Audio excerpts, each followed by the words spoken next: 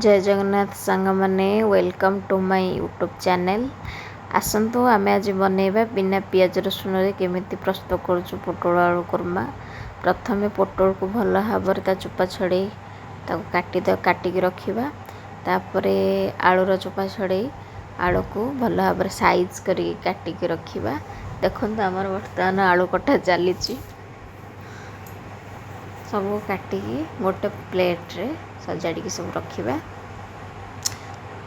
देखंतु हमर आलू आ पोटल भल भाबर कटा ही सारी।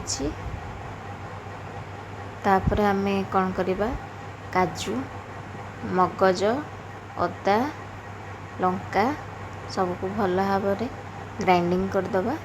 ये देखो मु रेडी करुच्ची काजू मगज लंका। आपण चाहिए राग करें चाहिए अल्प रागर पोटल आलू कुरमा को बन पारे। अदा टिके चलते आम बर्तमान ग्राइंडिंग करवा। मुझे ग्राइंडिंग करुच्ची। आमर बर्तमान ग्राइंडिंग हो जाइए काजू मगज। बर्तमान आम टमाट को ग्राइंडिंग करवा। बर्तमान आमर टमाट ग्राइंडिंग हो जाइए देखंतु। तापर आम पोटल आलू को छाणीदबा अल्प टिके तेल देकी छाणीदबा। हाँ प्रथम पोटल को छाणी देछि। पोटल आमर रेडी हो जाइए। तापर आम आलू को पकेदबा। देखंतु एमती टिके एपट सेपट करदे देखो आलू भी बर्तमान रेडी हो जाइए। आलू को बाहर करदबा। आलू रेडी। तापरे गोटे पैन बसईदबा।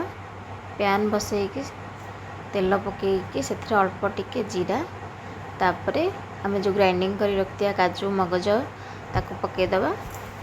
पकईला पर ताको भल भाव घांटी दबा। मिक्स होला परे आमे से अल्प टिके लंका गुंड घरे जहाँ भी सब मसला गुंड अच्छे सब टिके टिके पकईदबा। करी पाउडर मीट मसला फिश मसला सब तो पकई देके आउ थे मिक्स करदबा। मिक्स कला परे से जो टमाट को ग्राइंडिंग कर रखिबा से पकईदबा। टमाट बर्तमान सब तो मिक्स करदबा। मिक्स कला परे पोटल आलू छाणीकी रखिथिबा ताको पकई देके आउ थे मिक्स करदबा और कवर बंद करदबा। गरम मसला टिके पकेबा।